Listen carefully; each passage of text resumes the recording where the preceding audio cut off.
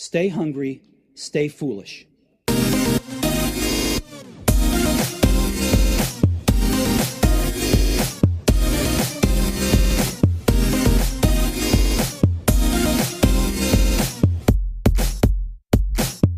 now on the Innovation Show, it's a great honor to welcome marketing guru, TED speaker, and author of so many fantastic books, Seth Godin. Welcome to the show, Seth.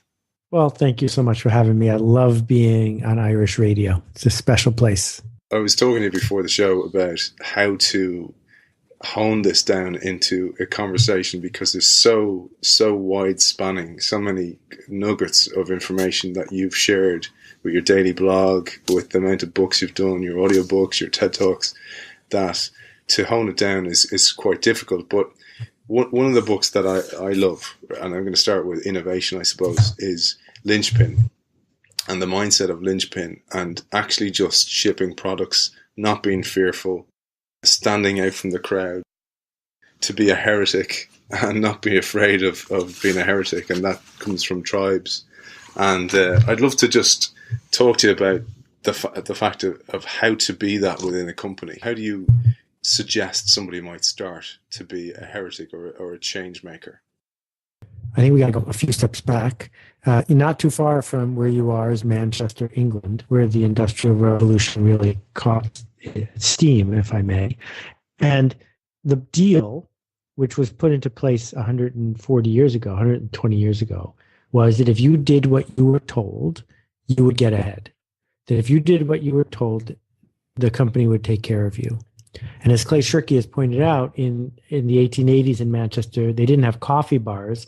They had gin carts that went up and down the streets all day long because so many people were alcoholics. It was so hard to shift from being an independent thinker, a farmer who worked on his own schedule outdoors, to going into a building for 10 or 12 hours a day and doing what you were told. But we bought it. And we bought it in the UK. We bought it in Ireland. We bought it around the world. And my argument is the deal's off.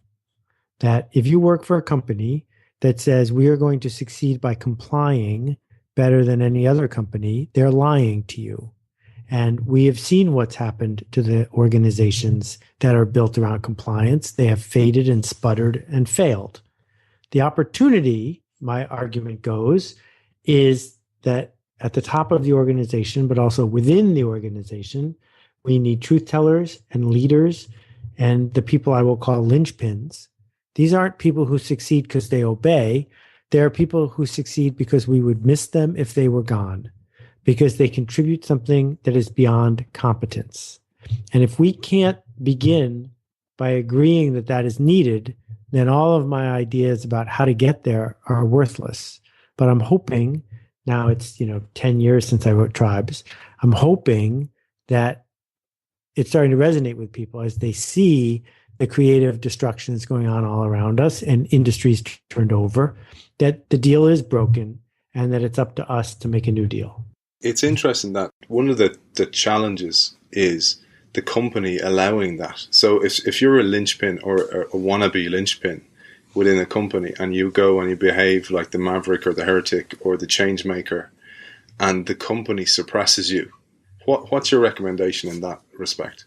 Well, I'm going to begin by saying that in almost every case where I've looked into this, that fear is nonsense. If you work at one of the rare companies that doesn't want someone who cares, that doesn't want someone who gives above and beyond, that isn't looking for someone with emotional intelligence, then you just got a great wake-up call that you should leave immediately. Because there are a number of companies that want someone who does have those attributes is huge and growing fast. What's really happening, though, is that people tell themselves the company doesn't want that because they're afraid. It gives them an excuse to hide. What they're basically saying is, my boss won't let me.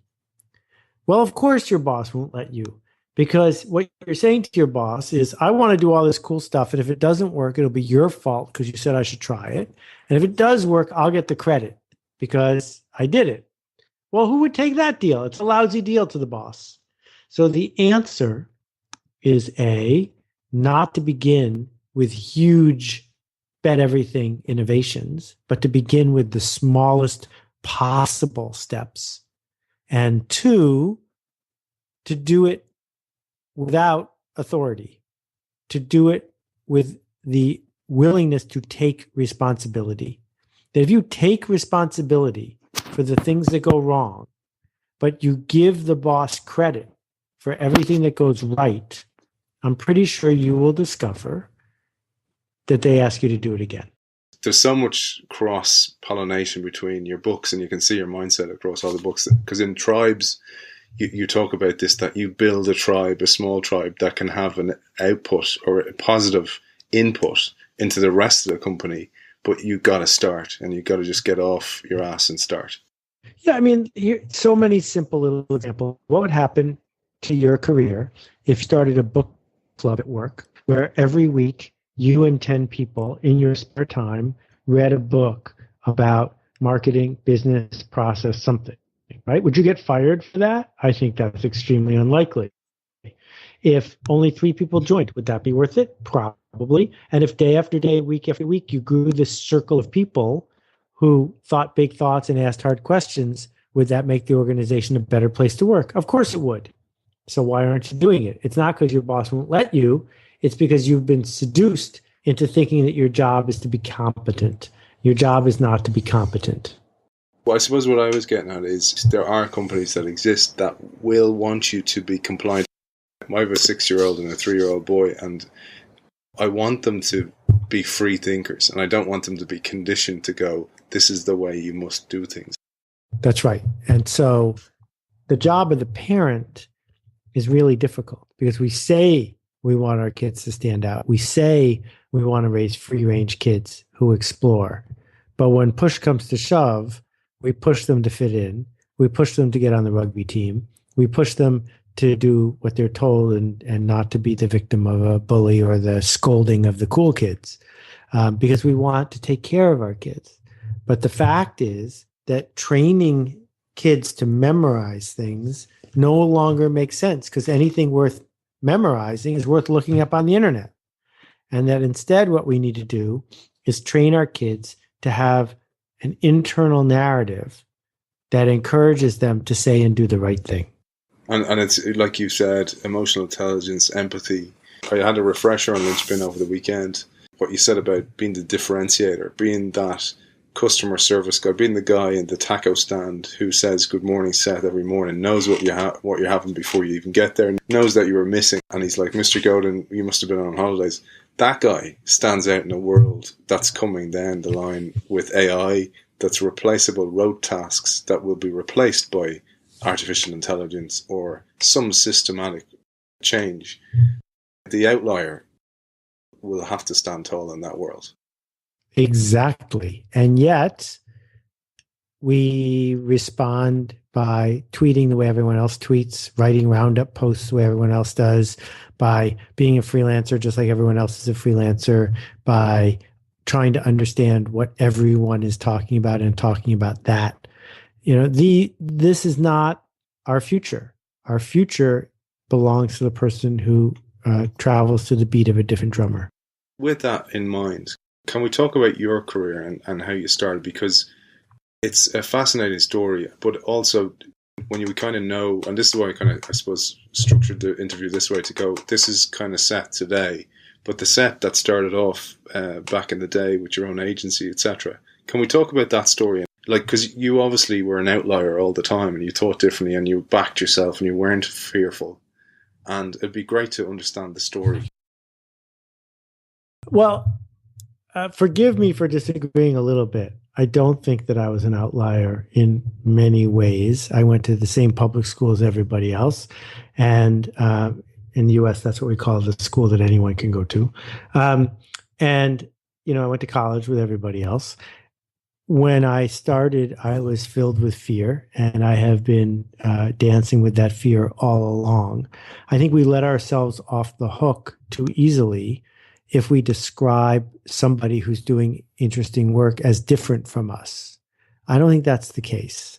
I have failed more than almost anyone I know, and that failure is one of the key elements of my success.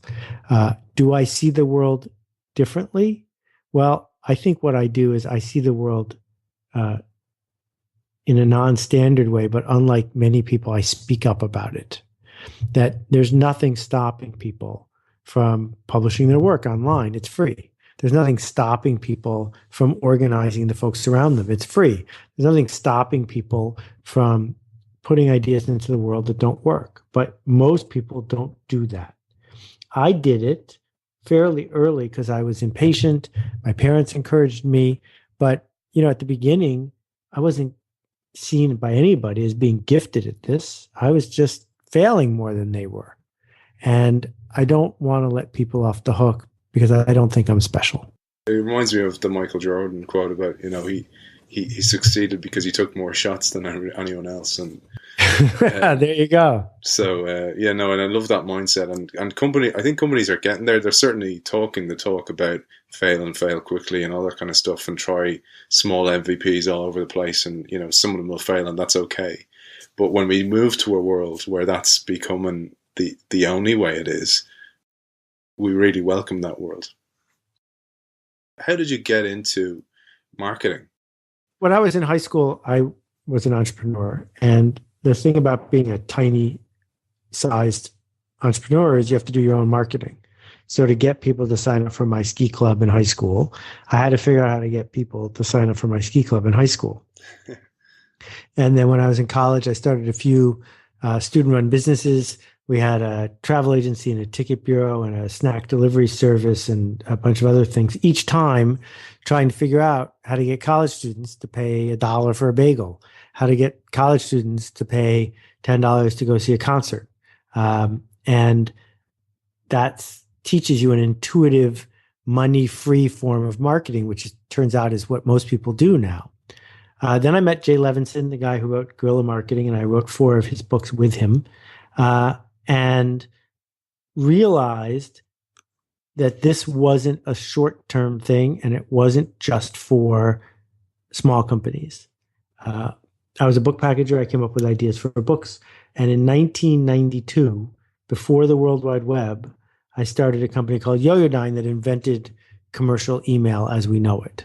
And so you got to get one big hit in your career if you're lucky, and that was mine.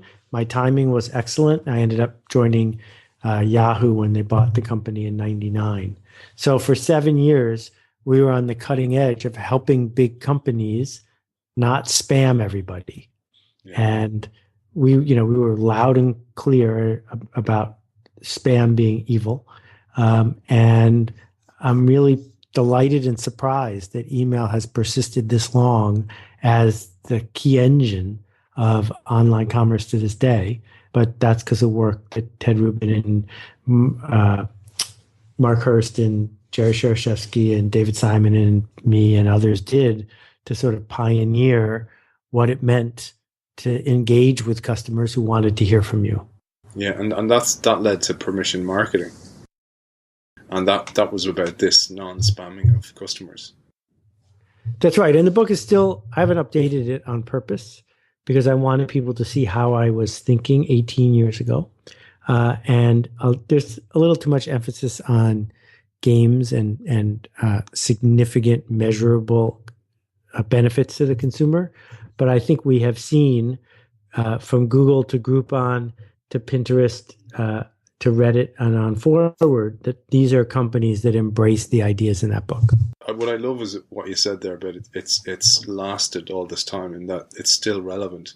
And another book which you wrote is Meatball Sunday, and I bought this book for so many CEOs and people who ask me for help with their digital marketing. I go, read that and then let's talk, because let's talk about Meatball Sunday, because I use an analogy on this show so many times that our listeners are probably sick of hearing me talking about. But the idea of my company selling meatballs as its staple product, and then I go, oh, digital's come along, and all of a sudden I throw on a bit of whipped cream and some hundreds and thousands and a few cherries on top, and I have this disgusting product that's false. And it's still widespread, Seth. And I just find that fascinating that so many marketers outsource their brains, and Clayton Christensen talks about this. Clayton Christensen is that they've outsourced their opportunity to learn, and then the agencies become stronger and they become weaker, and then you have this disgusting product that ultimately the user or the audience suffer from. Yeah, there's something fundamentally broken about the relationship of most brands with their agency. And the relationship works like this. Here's what we make. We make it efficiently. The factory knows how to do it. Here's some money. Please get people to buy what we make. Well, ad agencies thrived for a long time because TV ads were too cheap.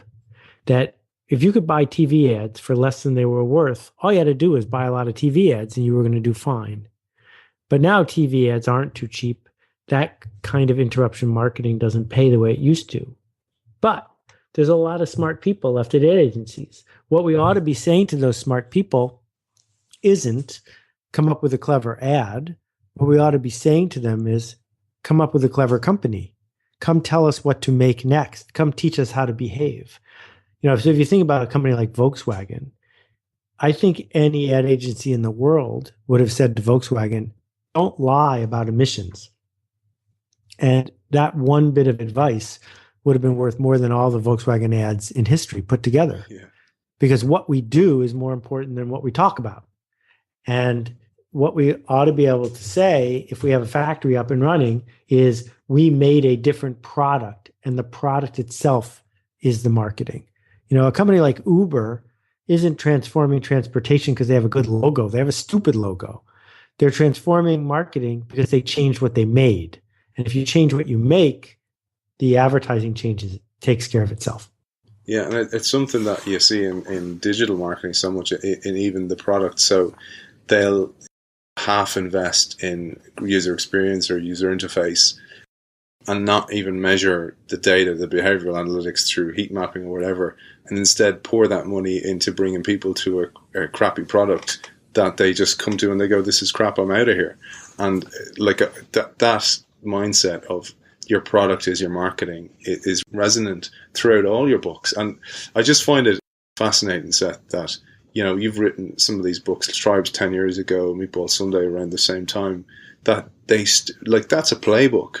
That's a playbook that you can pick up and you go, okay, well, I'm just going to follow this and be authentic and be myself and say I made mistakes and admit those mistakes and maybe even make those mistakes into content that I can then use to market my product even further. But I wanted to ask you, Seth, about this was the rise of ad blocking is huge here in Europe, and it's going to get worse and worse. And what your take on that world is? Well, the first thing is, why is anyone surprised?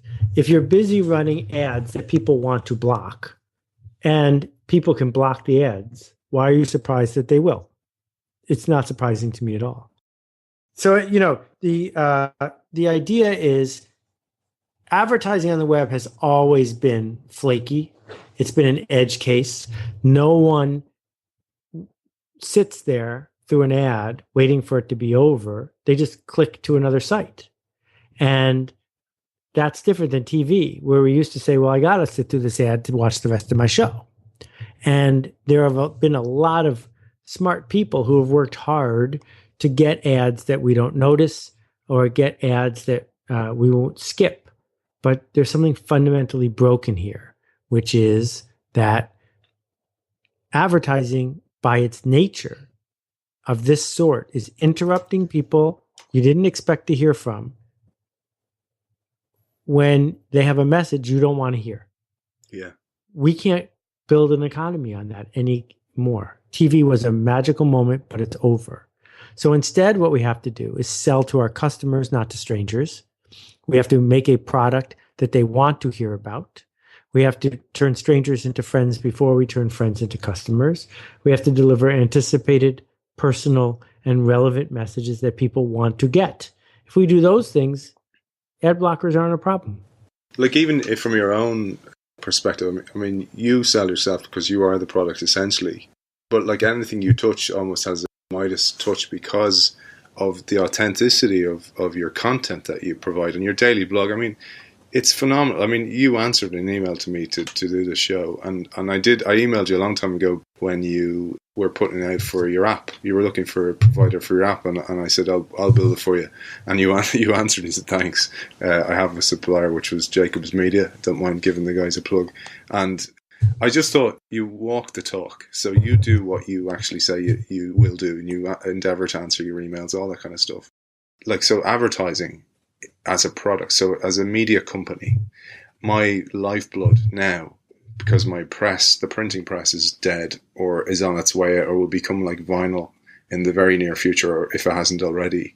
And now I'm in an arena where there's no barriers between a blog and a journalist. And in a lot of cases, the blog has so much authenticity and truth and passion behind it, because I'm doing that in my spare time.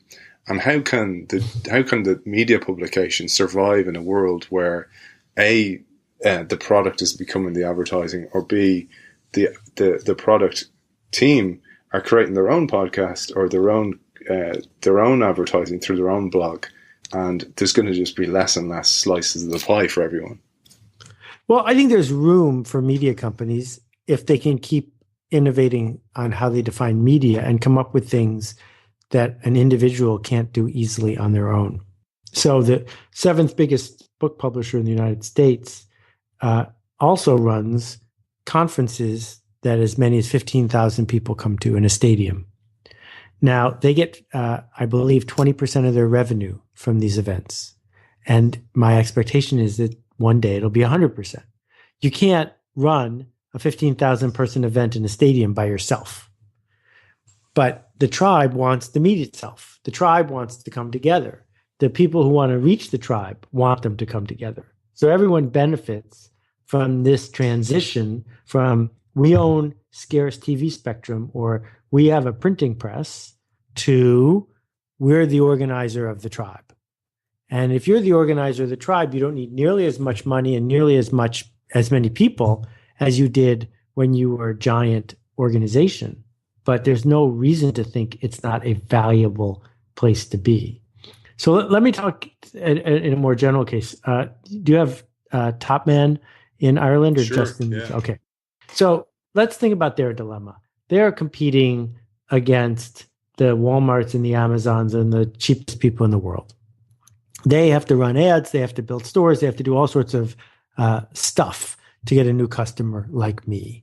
So I was having a party for a friend a couple weeks ago. I ordered a bunch of straw hats for everyone at the party to wear. That's a big win for Topman. They spend a lot of money to get that interaction to occur. So then what they do, because they're racing to the bottom, is they dumped the hats into a plastic bag with no box and no padding and just mailed it to me. So the hats arrive completely crushed and they're useless. So I emailed the address on the receipt, and 10 minutes later, I get a note back saying, we usually answer emails within 3 days. Well, 4 days later, I get an email saying, we're way behind. We probably won't get to you for 2 weeks. And so they don't answer their email. So then I call the phone number on the receipt, and they don't answer their phone. And I get a recording that says, we're having trouble. We're not answering our phone. And they hang up on me. So here's what they did. What they did was they went to all the trouble to build an organization. But then, because they thought their job was to be cheap, they went in a race to the bottom. But people who buy stuff aren't interested in the cheapest. They're interested in the best for the money. And if everything's the same, then they want the cheapest. Yeah. But as soon as you start cutting off your nose to spite your cheap face, then you're on a race to the bottom, and they're going to lose because they won't be able to afford to interrupt new people, to get new customers. They had somebody, me, who they could have figured out how to delight and engage, and then they would have had me again way cheaper, way cheaper than it would have cost them to get someone else to take my place. And it's incredible that is still happening in today, like in today's world, that those experiences are still happening, despite all the literature. I mean, there's nobody reading any marketing manuals there, because like the unboxing as well should be absolutely pleasurable. The whole experience end to end. And we often talk about Steve Jobs and Apple here. that the end-to-end product, from the marketing to the stores, to the unboxing, to the delight of the product, and to being able to just plug it in and play, and the feeling of competence that comes with that is just missing at so many times. And with retail, when you're seeing so many stores closing throughout the States, and Amazon actually becoming the physical retailer now, you just think that, how can they survive with that mindset? Aidan, the thing is that it's not a single misguided individual. It's a mistake about who you're working for and what the time frame is. So if we look at a company like Apple, Apple hasn't launched a delightful new experience in more than 2 years. That Apple works for the shareholders, but mostly it works to make the short-term stock price go up. And that means that they're focused on the short term. And if they can shave a nickel, or if they can put something in the software that leads to more money, not more delight, they have done it. And it's pretty clear that they can't do that forever. They could have been an innovator forever, but they can't do this forever, milking the cow. And sooner or later, they will no longer be able to please the short-term people. And the same thing's true with most retailers. Retailers say, well, we're under all this pressure. We have to pay our landlord. We have to pay our investors. So therefore, we're going to go down the short-term path. And we can see it coming, people like you and I, because we're on the outside. We don't see the pressure. We just see the mistake. But this is where creative destruction comes in, is that people make what seems like a rational decision to go after the short term. And in the long run, they're doomed. And when you compare that to Jeff Bezos and Amazon, and just the belligerence to not give shareholders stock, because he knows it's like a drug that he'll give them a bit and then they'll just want more, and he just keeps betting on new futures all the time. Is that what you feel? Yeah, I mean, I think that the brilliance that Jeff brought to Amazon is he didn't make it the fastest, cheapest place by telling people to hurry up and work for less. He made it the fastest, cheapest place by changing the process itself. And if you change the process, then you can still take care. In the US, Amazon is rated as one of the most trusted, most beloved brands, but they're also the cheapest. That's a miracle. That's really hard to do. They did it by coming up with new processes, not by pushing people to be half the price. Yeah, and processes, about like innovation in work processes, and how do we do this more efficiently? Not drive people too much, because there's been a bit negative press over this side of the water about that. But they're constantly innovating everything. And I was an early adopter of Amazon, buying CDs and books. And when I think of the journey from then to where it is now, and you can see the process, and the packaging is like you talk about the Apple unboxing. It's the same with a cheap book. It's just bang, open up, nicely presented, and the receipt is there. And you can just see that, like, it's just end to end within the company to drive those processes. Right, the company's run by process. The number of people who are book buyers at a place like Barnes and Noble, or I'm trying to think of a UK brand off the top of my head, compared to at Amazon, is dwarfed, because Amazon doesn't rely on human taste. It's not up to the buyer; it's up to the system, and so the system drives a ton of stuff that they don't have to hire talented people to do, because it's all about the system. Amazon is organized to sell everything. They're not organized to sell a thing. That's been the beauty, isn't it? I mean, they set up the process for books, then went sideways incrementally into CDs, and then more and more and more, and the desire just to take over the whole thing. And what's your feel on the almost reverse of the retail store? So the physical retail store, and now Amazon has actually put it basically a showcase of a store. That's just a publicity stunt. Okay, so well, listen, I'm conscious of your time. I said 30 minutes, and I'm going to stick to that promise. And huge thank you for your time and joining us on the show. And have you any books coming out soon or anything like that? Well, my book, What to Do When It's Your Turn, is in its 5th printing now, and you can only get it online at yourturn.link. And I am not doing any new book writing, but always special little projects here and there. People can find them on my blog. And the manifestos, of course, that are all free on the blog as well. Thank you, sir. Seth Godin, thank you for joining us. Be well. Go make a ruckus, Aiden. Thanks, man.